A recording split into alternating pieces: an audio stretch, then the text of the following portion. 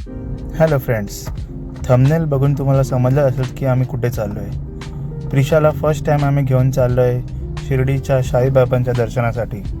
चला तर मग सगळे मिळून घेऊ साईबाबांचं दर्शन.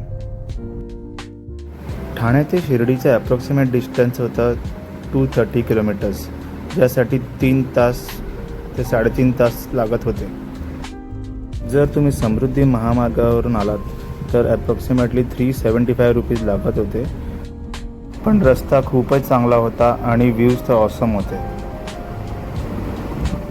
आपल्याला टोटल 4 टनेल लागले आणि सर्व टनेलमध्ये खूप छान लाईटिंग केली होती.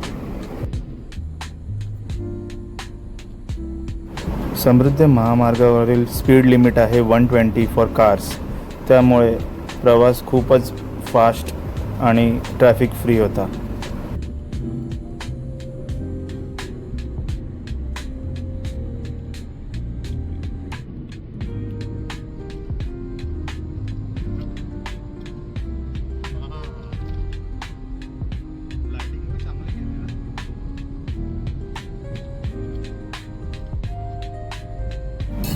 प्रिशा तर अर्धा टाईम झोपूनच होती गाडीमध्ये. खरंच रोडचं बॅकग्राऊंड खूपच सुंदर होतं. काही झाडे, काही डोंगर, एकदम ओकेमध्ये. समृद्धी महामार्गाच्या 2 तासाच्या प्रवासानंतर एक फूड प्लाझा येतं, जे मार्गाच्या लेफ्ट साईडला आहे.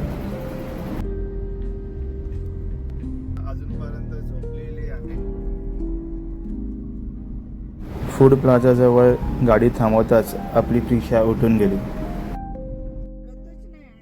तर आता आमची प्रिशा उठलेली आहे आणि आता छान छान ड्रेस घालते. प्रिशा, व्हिडिओ मध्ये बघ, हाय कर. Hi, welcome to my blog. बोल, hello everyone, welcome to my blog.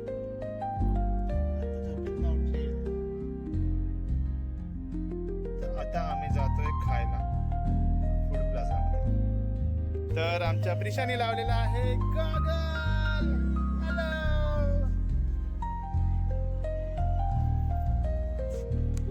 Prisha, काय खाणार? समोसा खाणार? समोसा.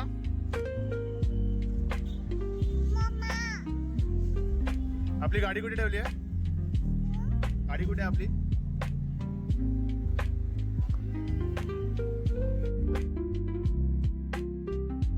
प्रिशा, हे बघ तुझ्यासाठी काय आहे. गाडा.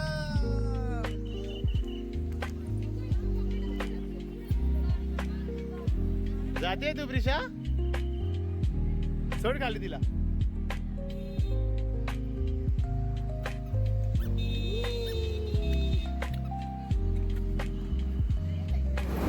पूर्ण समृद्धी महामार्गावर एकच फूड प्लाझा असल्यामुळे इकडची प्राइस रेंज खूपच जास्त होती. 2 समोसे 80 रुपयाला व 1 मेदूवडा सांबार 150 रुपीज. पूर्ण मार्गावर एकच हॉटेल असल्यामुळे इथे गर्दी देखील खूप जास्त प्रमाणात होती. फूड प्लाझा बाहेर गार्डन असल्यामुळे प्रिशाला बोर नाही झालं व ती स्लाईड, स्विंग आणि सीसॉ खेळत होती. गुड.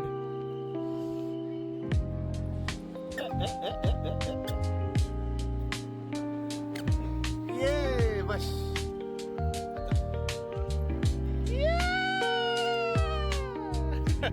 मजा आली? त्याच्यामध्ये जायचं. थांब 2 मिनिट थांब. रहेगा ना?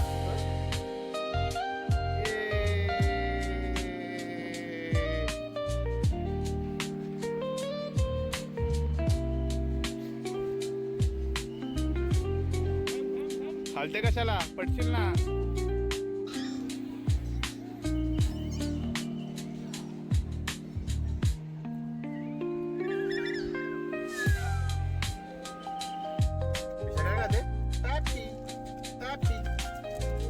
थांब थांब, मामा येणार आणि फोडून देणार तुला.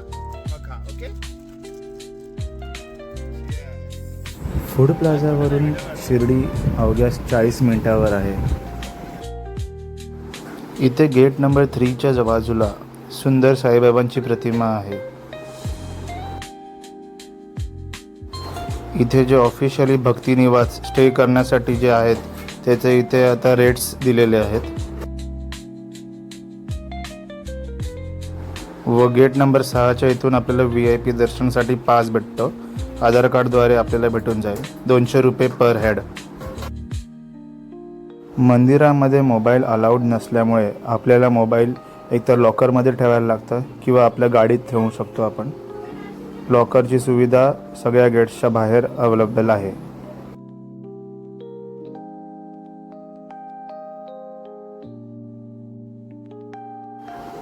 मोबाईल लॉकरमध्ये ठेवल्यानंतर 6 नंबर गेट जो आहे तो VIP दर्शनसाठी आहे. पासेस 200 रुपये जे मी मगाशी बोललो ते. आणि 7 आणि 8 जो गेट आहे तो नॉर्मल दर्शनसाठी. आम्हाला ज्येष्ठ नागरिकच्या 2A गेटमधून एंट्री होती फ्रीमध्ये. व प्रिशा 1.5 वर्षाची असल्यामुळे तिलाही फ्री दर्शन होतं. त्यासोबत मम्मी व पप्पांनाही दर्शन फ्री होतं. आमचं दर्शन अर्ध्या तासात झालं. मंदिराच्या मागच्या साईडला समाधी मंदिर आहे व तुम्ही आता जी लाईन बघताय ती द्वारका माईची लाईन आहे. इथे पण आतमध्ये फोटोग्राफी अलाउड नाही आहे. हे जे मस्जिद होतं जिथे बाबा जायचे त्याला नाव दिलेलं आहे द्वारका माई.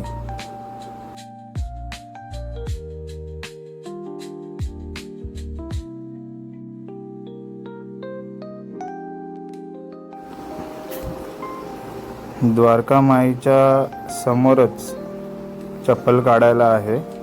इथे तुम्ही चप्पल काढू शकता व प्रसाद पण घेऊ शकता. तिथून चप्पल काढून तुम्ही थेट दर्शनालाही जाऊ शकतात. आणि द्वारका माईच्या जस्ट बाजूला तुम्हाला दिसेल चावडी जे बोलतात. तिथे साईबाबा आपल्या भक्तांसोबत संध्याकाळी जे गावकरी होते त्यांच्यासोबत बसायचे.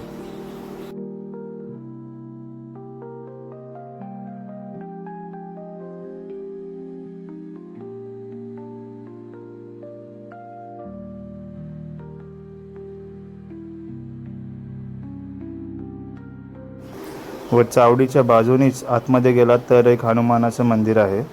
तिथेही तुम्ही जाऊन दर्शन घेऊ शकता.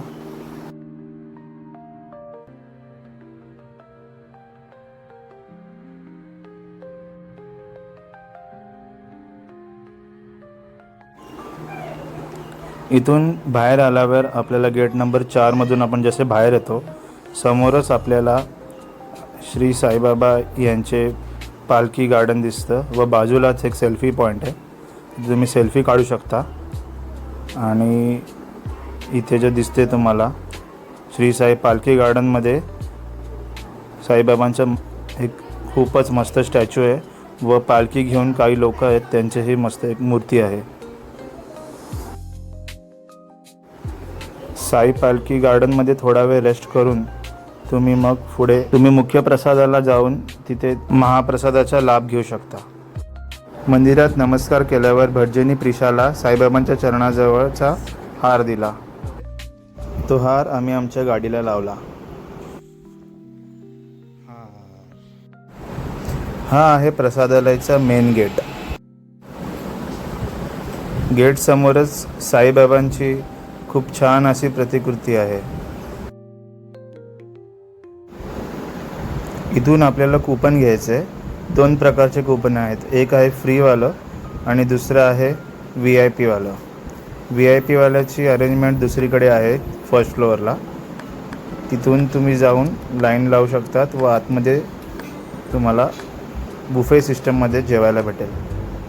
VIP तिकीटचं कॉस्ट आहे 50 रुपीज.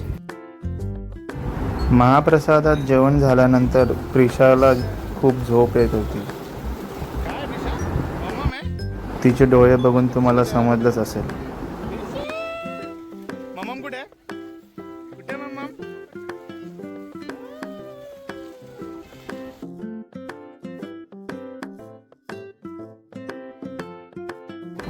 महाप्रसाद घेऊन आम्ही निघालो आमच्या परतीच्या प्रवासात. समृद्धी महामार्गावरून परत एकदा निसर्ग बघत